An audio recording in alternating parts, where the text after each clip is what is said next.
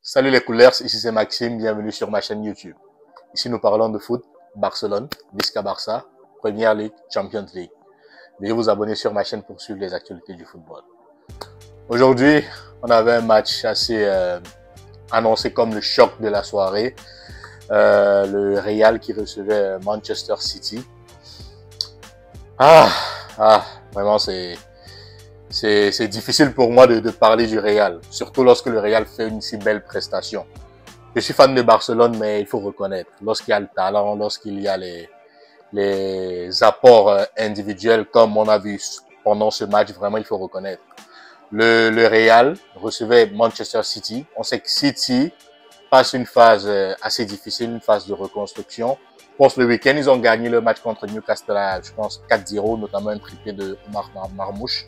Mais aujourd'hui, City était vraiment méconnaissable.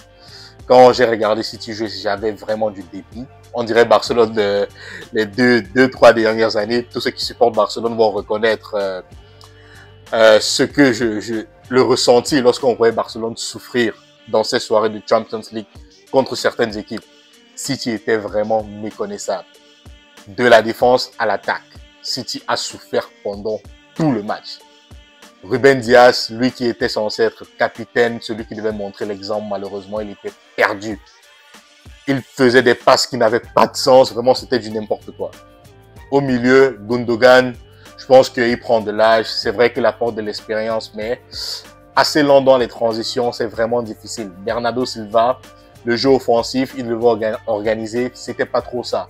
Et malheureusement pour eux, Alan n'a pas joué, c'était plutôt Omar Marmouche qui devait concrétiser les attaques de City avec Phil Foden et puis Savinho, mais ce n'était pas vraiment ça. Donc City a souffert pendant tout le match.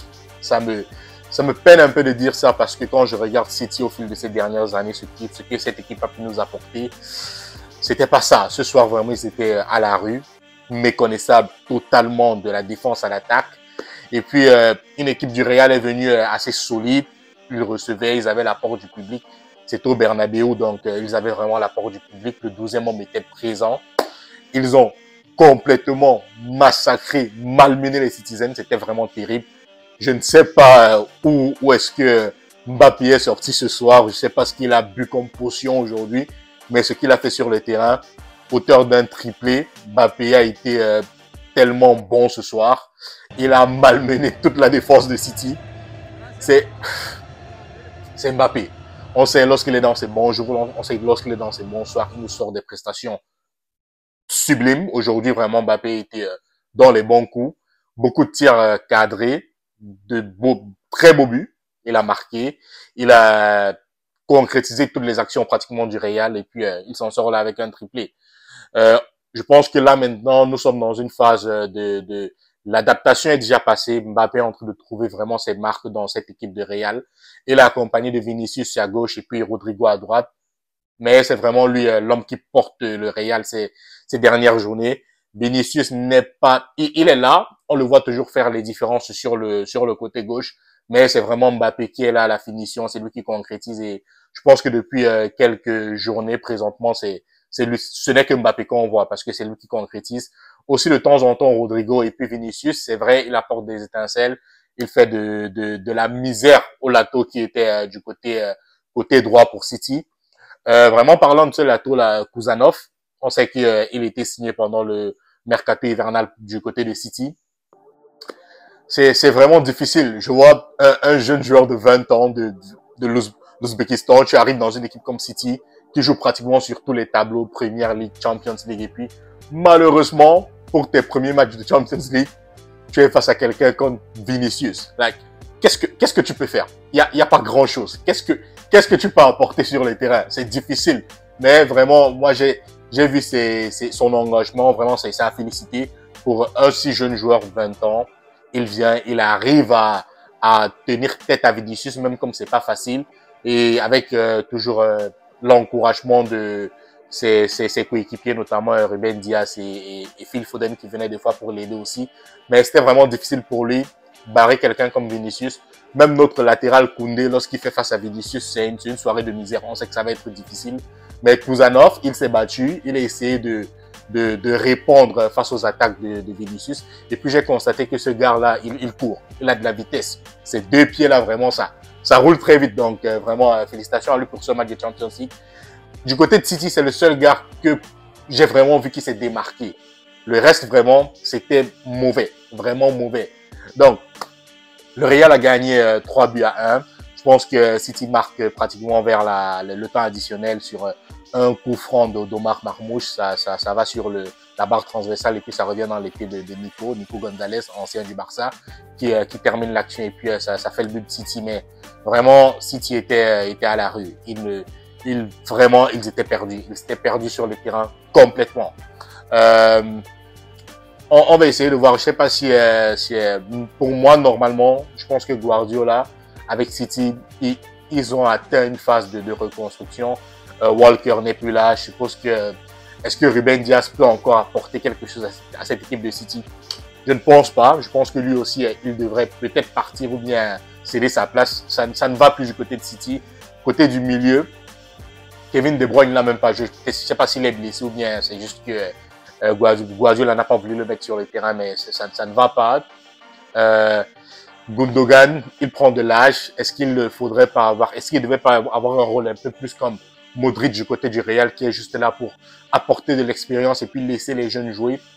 Il faut réfléchir parce que c'est vraiment difficile et c'est fort quand même de voir City autant peiner. Voilà, City qui sort pratiquement en termes de barrage. Ils n'arrivent même pas en huitième de finale dans une saison de Champions League.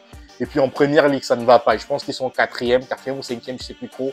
Mais ça ne va pas. Vraiment, du côté de City, je pense qu'ils ont atteint ce moment-là. Il faut faire une reconstruction un peu complète de l'équipe, de la défense à l'attaque. Parce que là, ça ne va vraiment pas.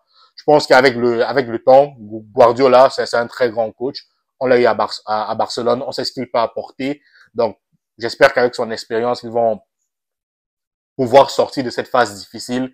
Et puis, je souhaite tout le meilleur à City pour le reste de la saison, notamment en championnat, en Première Ligue. Donc, le Real sort victorieux, 3 buts à 1. Je sais pas encore qui est-ce qu'ils vont affronter en huitième de finale, mais le Real que j'ai vu aujourd'hui, ils ont vraiment réaffirmé leur position. Ils sont là pour la Champions League. Ils veulent gagner, ils veulent apporter des trophées. On sait qu'ils ont 15 Champions League. Ils ne sortent pas de n'importe où, donc on sait qu'ils vont être un adversaire redoutable pour n'importe qui aura le Real en huitième de finale. Donc vraiment, l'équipe doit être prête à apporter du challenge à cette équipe. Le Real a déballé tout son jeu. Ils avaient le ballon. Je pense que même la position, le Real a eu la position ce match-ci. Ce qui est tellement difficile contre une équipe comme City qui joue normalement la possession. Le Real jouait la possession, ils avaient le ballon. Et puis, sur le côté, avec des gars comme Vinicius, Rodrigo et puis Mbappé dans l'axe, avec la vitesse, ça paye cash, ça paye vraiment cash. Et puis, City, malheureusement pour eux, ils ont encaissé les 3 buts. 3 buts de Mbappé, triplé de Mbappé, vraiment un note de 10 sur 10 sur ce match. Donc, on va juste patienter et voir ce qui va se passer pour la suite. Ça, c'était concernant le match du Real. Bon, PSG a gagné aujourd'hui, je pense que 7-0 contre Brest. Donc, PSG ou Benfica, on ne sait pas encore. Le tirage au sort aura lieu vendredi pour savoir qui est-ce que le Barcelone jouera en huitième de finale. Est-ce que je préfère PSG? Est-ce que je préfère Benfica? On a déjà joué Benfica. Pour moi, j'aimerais qu'on ait le PSG en huitième de finale. Comme ça, on pourra peut-être prendre notre revanche parce que on se rappelle bien, c'est le PSG qui nous a sortis en Champions League la saison dernière. Donc, j'aimerais bien que le Barça ait le PSG pour les huitièmes de finale. Et puis, on va voir ce qui va se passer. Donc, merci. Félicitations Real. Félicitations pour le PSG. C'était tout pour le débrief d'aujourd'hui. Donc, ceux qui ne sont pas encore abonnés sur la page, prière de vous abonner. Et puis, entre-temps, prenez soin de vous. On se retrouve le week-end pour le match du Barça contre Las Palmas. Merci. Visca Barça.